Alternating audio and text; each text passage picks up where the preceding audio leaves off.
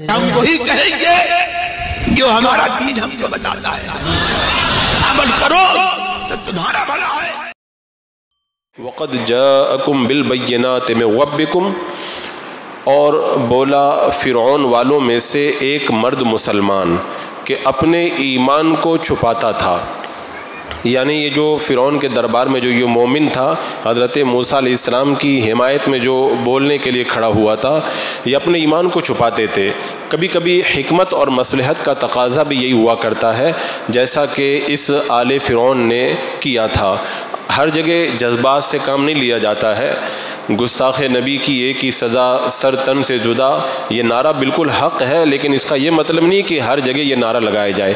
کہیں حالات مخالف ہو جائیں تو بات کو بدل کر کے اس طرح بھی کہنا پڑتا ہے کہ ہمارے ملک کے اندر ہر مذہب کی جو ہے وہ عزت کا خیال رکھا گیا ہے، لہذا ہمارے نبی صلی اللہ تعالیٰ علیہ وسلم کے خلاف بھی اگر کوئی غلط جملہ بولے گا تو خود ہمارے ملک کا قانون اسے سزا دے، یہ بھی ایک کہنے کا انداز ہے۔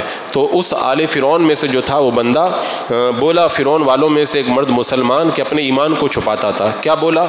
کیا ایک مرد کو اس پر مار ڈالتے ہو کہ وہ کہتا ہے میرا رب اللہ ہے، اور بے شک وہ روشن نشانیاں تمہارے پاس تمہارے رب کی طرف سے لائے؟ یعنی وہ آل فرعون کھڑا ہو گیا۔ یہ آل فرعون تھا کون؟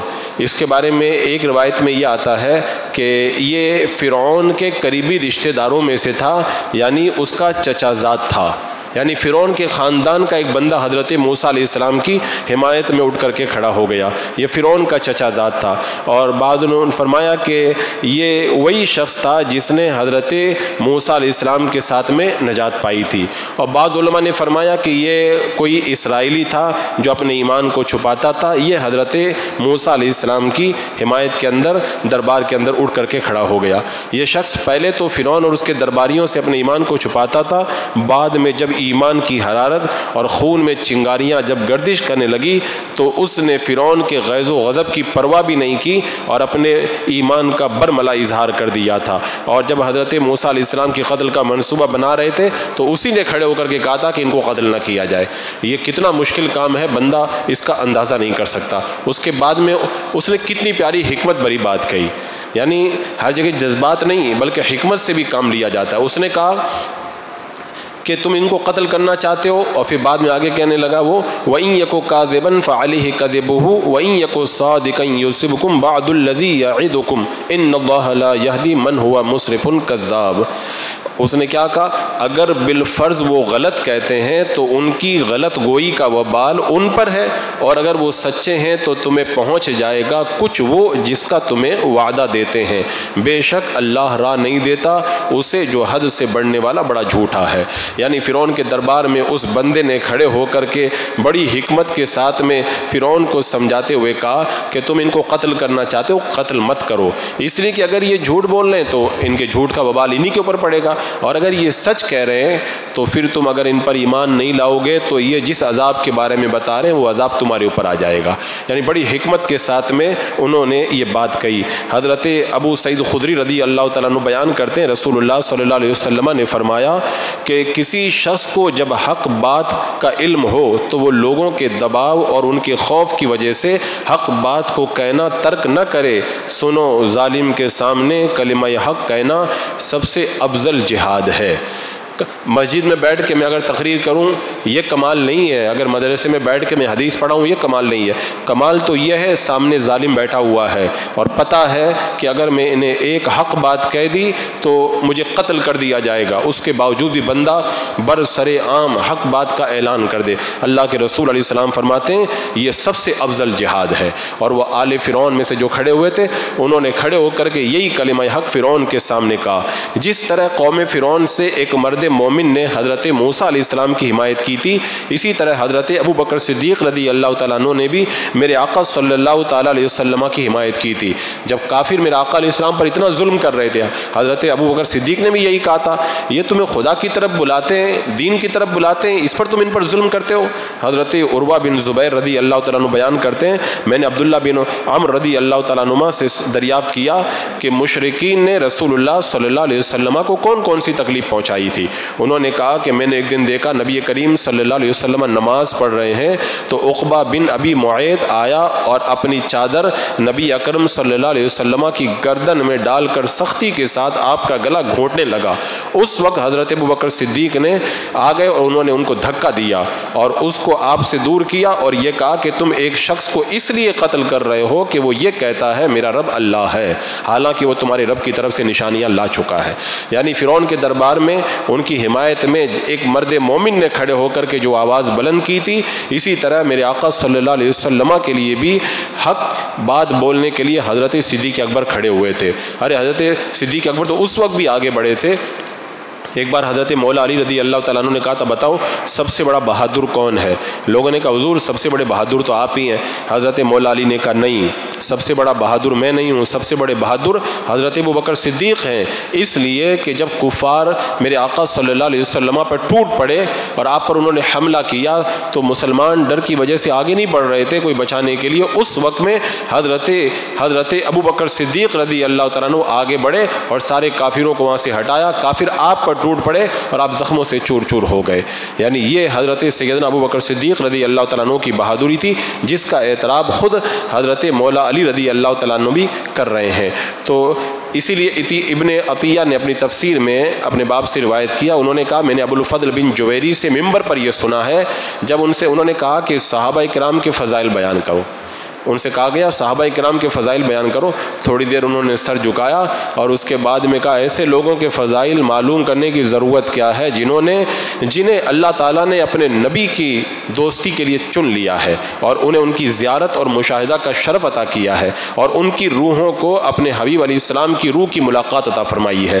اللہ تعالیٰ نے ایسے شخص کی بھی تعریف کر دی جس کا قصہ قرآن پاک میں ہے، جو موسیٰ علیہ السلام پر ایمان رکھتا تھا لیکن ایمان کو چھپاتا تھا، اس نے بھی ایک کارنامہ کیا تھا، لیکن حضرت ابوبکر صدیق کو دیکھو انہوں نے کتنا بڑا کارنامہ کیا۔ اس کے بعد میں وہ فرماتے ہیں حضرت عمر کا کیا کہنا، مکہ میں دشمنوں کے سامنے تلوار نیام سے نکال کے انہوں نے کہا تھا آج کے بعد میں کوئی چھپ کے اللہ کی عبادت نہیں کرے گا، جو بھی سامنے آئے گا عمر اس سے نپٹ لے گا۔ یہ میرے آقا صلی اللہ تعالیٰ علیہ وسلم کے صحابہ کی بہادری تھی۔ تو فرعون کو موسیٰ علیہ السلام کے قتل سے باز رکھنے کے لیے فرعون سے احتیاطی تدبیر بیان کرتے ہوئے اس نے جو آل فرعون میں سے جو مومن تھا اس نے کہا کہ کیوں ان کو تم قتل کرتے ہو؟ اگر یہ جھوٹے ہیں تو ان کا وبال انہی پر پڑے گا، اور یہ اگر سچے ہیں تو اگر تم نے ان کو قتل کر دیا تو جس عذاب کے بارے میں یہ بتا رہے ہیں وہ عذاب تمہارے اوپر ٹوٹ پڑے گا۔ تو کتنے پیارے انداز کے اندر انہوں نے ان کو سمجھایا۔ اس کے بعد میں پھر کیا ہوا؟ اس کے بعد میں وہ بولے، کیا بولے؟ یا قوم لکم الملک اليوم ظاہرین فی الارض فمن ینصرنا من بأس اللہ ان جاءنا قال فرعون ما اریکم الا ما ارى وما اہدیکم الا سبیل الرشاد۔ اس نے کیا کہا؟ اے میری قوم آج بادشاہی تمہاری ہے، اس زمین میں غلبہ رکھتے ہو، تو اللہ کے عذاب سے ہمیں کون بچائے گا اگر ہم پر آئے؟ فرعون بولا میں تمہیں وہی تو سجاتا ہوں جو میری سوجھ ہے، میں تمہیں وہی تو بتاتا ہوں جو بھلائی کی راہ ہے۔ یعنی آل فرعون میں سے جو مومن تھا اس نے جو ہے نا بڑے اچھے انداز کے اندر نصیحت کرنا شروع کیا اور نصیحت کرتے ہوئے کہا کہ اے میری قوم آج زمین میں مصر میں تمہارا اقتدار ہے، اس وقت تمہاری ٹکر کی کوئی قوم یہاں پر موجود نہیں ہے، لیکن اگر ہم پر اللہ کا عذاب آئے تو ہم کو بچائے گا کون؟ تو سنو، حضرت موسیٰ علیہ السلام کو قتل کر کے امن و امان برباد مت کرو۔ اس مرد مومن نے بالکل بڑے حکمت بھرے انداز کے اندر حضرت موسیٰ علیہ السلام کے قتل سے ان کو روکنے کی کوشش کی۔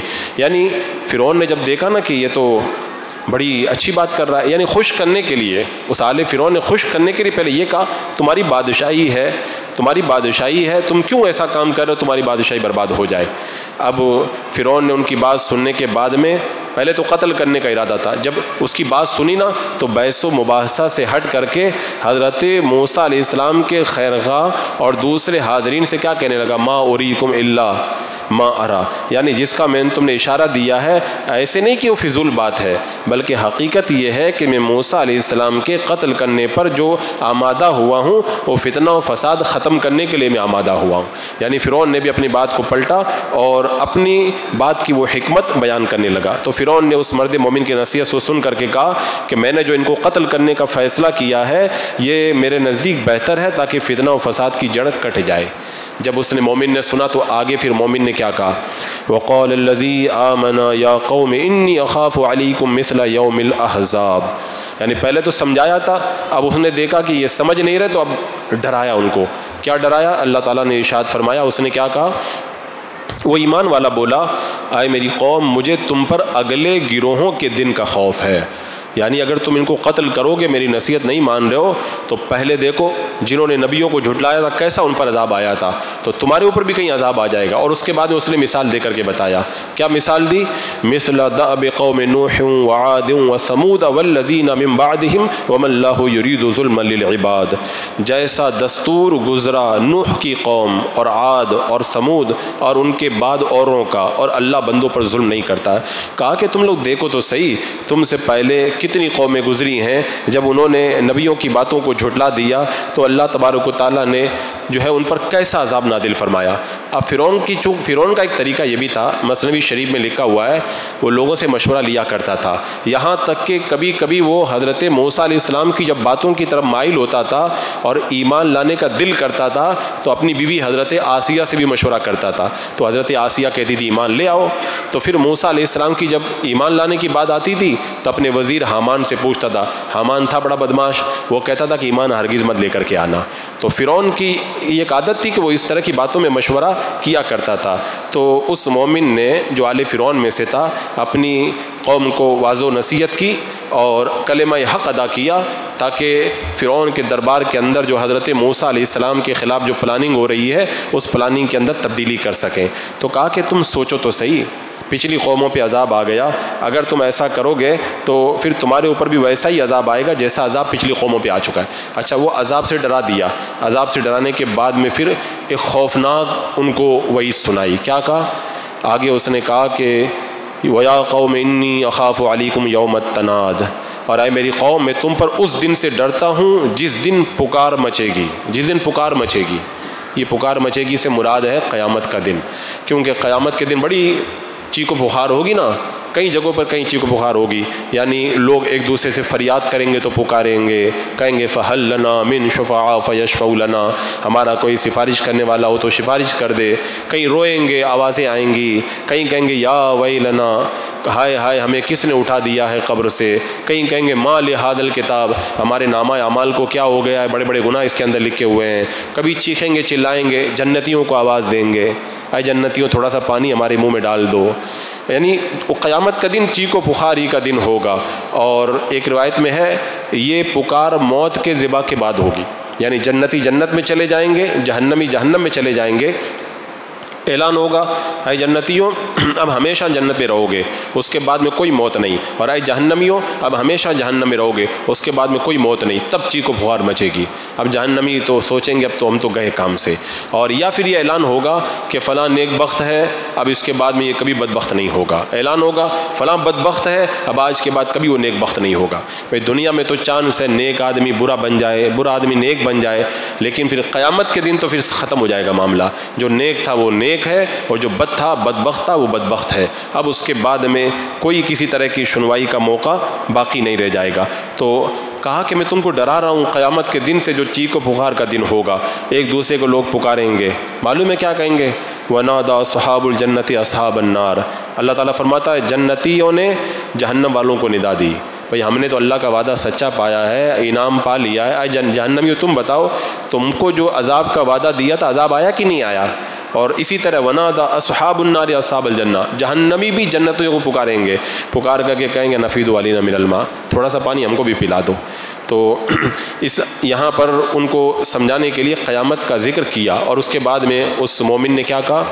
یوم تولون مدبرین ما لکم من اللہ من عاصم ومن یضلل اللہ فما لہ من ہاد، جس دن پیٹھ دے کر بھاگو گے اللہ سے کوئی تمہیں بچانے والا نہیں، اور جسے اللہ گمراہ کرے اس کا کوئی راہ دکھانے والا نہیں۔ یعنی قیامت کا دن چیخ و پکار کا دن ہوگا، اس دن تو یہ عالم ہو جائے گا کہ پھر تم حساب و کتاب موقف سے میدان قیامت سے تمہیں جہنم کی طرف ڈھکیلا جائے گا، اور جہنم کی طرف جب تمہیں ڈھکیلا جائے گا تو پھر بتاؤ اس وقت تمہیں کون بچائے گا؟ کون بچائے گا؟ حضرت موسیٰ علیہ السلام کی جو مدد کے لیے کھڑا ہوا تھا، اس نے دیکھا کہ میری نصیحت یہ قبول نہیں کرتے اور نصیحت سے مایوس ہو گیا، تب جا کے ان کو قیامت سے ڈرایا۔ اس سے ایک بات یہ بھی معلوم ہوتی ہے جب کسی کو سمجھانا ہو تو ڈائریکٹ دھمکی پہ اور عذاب پہ ذکر نہیں کیا جاتا ہے، پہلے اس کو اللہ کی نعمتوں کی یاد دلائی جاتی ہیں اور بڑی نرمی سے اسے ہدایت کی طرف بلایا جاتا ہے۔ جب بندہ کسی طرح نہ مانے تو وہی ہے نا، جب جو لاتوں کے بھوت ہوتے ہیں وہ باتوں سے نہیں مانتے، تو جو پھر باتوں سے نہیں مانتا اس کو پھر عذاب سے ڈرایا جاتا ہے۔ تو یہ بھی ایک تبلیغ کا ایک طریقہ ہے اور اللہ تبارک و تعالیٰ نے اس مرد مومن کو یہ دیا۔ اور ایک بات یہ بھی یاد رکھیں، اگر یہاں پر میں اگر کوئی بات کہوں، میں سوچ سوچ کر کے جو چاہوں وہ بول سکتا ہوں، لیکن سامنے تلوار نکال کر کے ظالم کھڑا ہو، وہاں پر اتنی اچھی جو ہے وہ نصیحت پیش کر دینا، بڑی ترتیب کے ساتھ میں حکمت بڑی باتیں کہنا، یہ بندے کے بس کی بات نہیں ہے۔ اللہ تعالیٰ جن کو چن لیتا ہے وہی بندے ایسا کر پاتے ہیں۔ اب اس کے بعد میں اس بندہ مومن نے کیا کہا؟ وَلَقَدْ جَاءَكُمْ يُوسُفُ مِن قَبْلُ بِالْبَيِّنَاتِ فَمَا زِلْتُمْ فِي شَكٍّ مِّمَّا جَاءَكُمْ بِهِ حَتَّى إِذَا هَلَكَ قُلْتُمْ لَن يَبْعَثَ اللَّهُ مِن بَعْدِهِ رَسُولًا كَذَلِكَ يُضِلُّ اللَّهُ مَنْ هُوَ مُسْرِفٌ مُرْتَابٌ۔ اس میں بعد اس نے کیا کہا؟ اور بے شک اس سے پہلے تمہارے پاس یوسف روشن نشانیاں لے کر آئے تو تم نے ان کے لائے ہوئے سے شک ہی میں رہے، یہاں تک کہ جب انہوں نے انتقال فرمایا تم بولے ہرگز اب اللہ کوئی رسول نہ بھیجے گا، اللہ یوں ہی گمراہ کرتا ہے اسے جو حد سے بڑھنے والا، شک لانے والا ہے۔ یعنی اس آل فرعون نے کتنے پیارے انداز میں بتایا، تم لوگ آج جو شک کر رہے ہو نئی بات تھوڑی ہے، اس سے پہلے حضرت یوسف علیہ السلام بھی تو مصری میں تھے، انہوں نے کتنا سمجھایا تھا، کتنا سمجھایا تھا۔ یہ تو اس زمانے میں موجود نہیں تھے نا، لیکن ان کے باپ دادا کو سمجھایا تھا، تو باپ دادا کو سمجھایا کہ وہ نہیں مانے، تو آج تم ان کی اولاد ہو تو تم بھی تو اسی طرح نہیں مان رہے ہو۔ تو تمام اگلے پچھلے انسانوں کا یہی طریقہ رہا ہے کہ جب بھی ان کے پاس کوئی نبی بھیجا گیا تو انہوں نے انکار ہی کیا، سوائے چند لوگوں کے جن کو اللہ تعالیٰ اپنے فضل سے جو ہے وہ ہدایت عطا فرما دیتا ہے۔ اور اس کے بعد میں آخر میں انہوں نے کیا کہا؟ اگر نہیں مانو گے تو پھر بڑا سخت عذاب آئے گا تمہارے اوپر۔ الذین یجادلون فی آیات اللہ بغیر سلطان اتاہم کبر مقتا عند اللہ وعند الذین آمنوا کذالک یطبع اللہ علی کل قلب متکبر جبار۔ انہوں نے کیا کہا؟ وہ جو اللہ کی آیتوں میں جھگڑا کرتے ہیں بے کسی سند کے کہ انہیں ملی ہو، کس قدر سخت بیزاری کی بات ہے اللہ کے نزدیک۔ اللہ یوں ہی مہر کر دیتا ہے متکبر سرکش کے سارے دل پر۔ یعنی ان کو سمجھایا کہ اللہ کی آیتوں میں تم لوگ جھگڑا کر رہے ہو، اللہ کی آیتوں میں جو جھگڑا کرتا ہے اس کا عالم کیا ہوتا ہے؟ پھر تو جب اللہ تعالیٰ ہدایت کا نور دے، بندہ اپنے دل کے دروازے بند کر لے تو اللہ اس کے دل پہ مہر لگا دیتا ہے۔ اللہ تعالیٰ خود کسی کو گمراہ نہیں کرتا، لیکن جو خود ہی گمراہی اختیار کرتا ہے پھر اللہ اس کے دل پہ مہر لگا دیتا ہے۔ مہر لگانے کا مطلب کیا ہوتا ہے؟ جب مہر لگا دی جاتی ہے تو پھر اس سے کفر و نفاق کبھی باہر نہیں نکلتا اور ایمان اس کے دل کے اندر جاتا نہیں ہے۔ اسی لیے عقل مند پر لازم ہے کہ ہمیشہ ایسے کام کرے جس سے دل کھلے، ایسا کام نہ کرے جس سے دل کے دروازے بند ہو جائیں، دل پہ مہر لگ جائے۔ حضرت ابراہیم خواص رضی اللہ تعالیٰ عنہ نے فرمایا دل کے پانچ دور ہیں۔ تدبر سے قرآن پاک کی تلاوت کرنا، یعنی غور و فکر کر کے قرآن پڑھنا، اس سے دل کی راہیں کھلتی ہے۔ پیٹ کو خالی رکھنا، یعنی ایک دم یہاں تک پیٹ نہ بلے ناک تک کہ اس کے بعد میں نس موٹا ہو جائے، اس سے دل سخت ہو جاتا ہے۔ قیام اللیل، یعنی رات میں اٹھ کر عبادت کرنے سے بھی دل نرم ہوتا ہے۔ سحر کے وقت آوازاری کرنا، یعنی صبح شادی کے وقت، سحری کے وقت اٹھ کر کے رونا، اس سے بھی دل نرم پڑتا ہے۔ اور اسی طرح نیک لوگوں کی بارگاہ میں بیٹھنا، بندہ کتنا بھی برا ہو اللہ والوں کی بارگاہ میں جب جا کے بیٹھتا ہے نا تو وہ ہے نا کہ نہ کتابوں سے نہ واعظوں سے نہ زر سے پیدا دین ہوتا ہے، بزرگوں کی نظر سے پیدا، دل میں اللہ کا خوف پیدا ہوتا ہے۔ حضرت امام حسن بصری رضی اللہ تعالیٰ عنہ نے فرمایا کہ ذکر الہی سے قلوب کی تجدید کرو، اس لیے کہ دل بہت جلد میلا کچیلا ہو جاتا ہے، تو جب اللہ کا ذکر کرتے ہیں تو دل کا جو میل ہوتا ہے وہ دھلتا ہوا نظر آتا ہے، وہ دل کے اندر جو ہے وہ اجالے پیدا ہوا کرتے ہیں۔ تو اس آل فرعون میں سے جو مومن تھا اس نے ان کو سمجھایا۔ حضرت جابر رضی اللہ تعالیٰ عنہ بیان کرتے ہیں اللہ کے رسول علیہ السلام نے فرمایا قیامت کے دن بعض لوگوں کو چیونٹیوں کی طرح بالکل ذلیل کر کے اٹھایا جائے گا، اور یہ ایسے لوگ ہوں گے کہ قیامت میں لوگ ان کو قدموں کے نیچے روندیں گے۔ یہ کون ہوں گے؟ یہ چونٹیوں کی صورت میں وہ لوگ ہوں گے جو دنیا میں تکبر کرتے تھے۔ تو آل فرعون نے کیا کہا؟ تم ایمان نہیں لا رہے ہو، غرور کر رہے ہو۔ اللہ تعالیٰ نے کیا ارشاد فرمایا؟ کذالک یطبع اللہ علی کل قلب متکبر جبار۔ تکبر کرنے والا، حد سے بڑھنے والا، اللہ تبارک و تعالیٰ اس کے دل پہ مہر لگا دیتا ہے، کیونکہ تکبر کرنے والے اللہ تبارک و تعالیٰ کو پسند ہی نہیں ہے۔ لہذا تم لوگ تکبر مت کرو، حق بات کی طرف آؤ۔ حضرت ابو ہریرہ رضی اللہ تعالیٰ عنہ کہتے ہیں اللہ کے رسول علیہ السلام نے فرمایا قیامت کے دن تکبر کرنے والوں کا حشر چیونٹیوں کی طرح ہوگا۔ اور حضرت عبداللہ بن مسعود کہتے ہیں اللہ کے رسول علیہ السلام نے فرمایا جس کے دل میں ایک ذرہ برابر بھی تکبر ہوگا وہ جنت میں نہیں جائے گا، اور فرمایا یہ تکبر حق کا انکار کرنا ہے اور لوگوں کو حقیر جاننا ہے۔ کوئی بات کہ بتائی جائے صحیح بات بندہ نہ مانے اور لوگوں کو ذلیل سمجھ لے، یہ تکبر ہے، اور تکبر کرنے والے کو اللہ تعالیٰ ہدایت نہیں دیتا۔ فرعون کو پتہ تھا یہ اللہ کے سچے رسول ہیں، اور اسی طرح ابو جہل کو بھی پتا تھا اللہ کے سچے رسول ہیں۔ فرعون ایمان نہیں لایا اپنی خدائی کے تکبر کے اندر، ابو جہل ایمان نہیں لایا میں سردار ہوں میں کیسے ایمان لاؤں۔ عبداللہ بن ابی منافق اس کو پتا تھا یہ اللہ کے رسول ہیں، کتابوں میں پڑھ کے رکھا تھا، لیکن وہ ایمان نہیں لایا کہ سردار تو مجھ کو بنانے والے تھے، یہ کیسے نبی بیچ میں آ گئے۔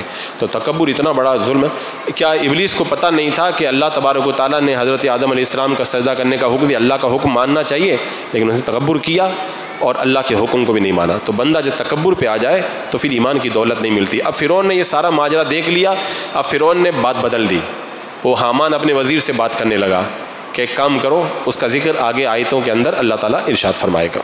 بسم اللہ الرحمن الرحیم۔ اللہم صلی علی سیدنا مولانا محمد وبارک وسلم، صلاۃ و سلام علیک یا رسول اللہ، یا اللہ یا رحمان یا رحیم العالمین۔ اپنے محبوبہ بارکہ کے صدقے میں اعمال صالحہ کی توفیق عطا فرما، قرآن کے نور سے ہمارے سینوں کو معمور فرما دے، قرآن پڑھنے، سننے، سمجھنے، عمل کرنے اور عام کرنے کی توفیق عطا فرما، ایمان پہ زندگی، ایمانی پر خاتمہ نصیب فرما۔ ربنا تقبل منا انک انت السمیع العلیم وتب علینا انک انت التواب الرحیم۔ ان اللہ وملائکتہ یصلون علی النبی یا ایھا الذین آمنوا صلوا علیہ وسلموا تسلیما۔ اللہم صلی علی سیدنا وشفیعنا وحبیبنا مولانا محمد وبارک وسلم، صلاۃ و سلام علیک یا رسول اللہ۔ سبحان ربک رب العزۃ عما یصفون وسلام علی المرسلین والحمد للہ۔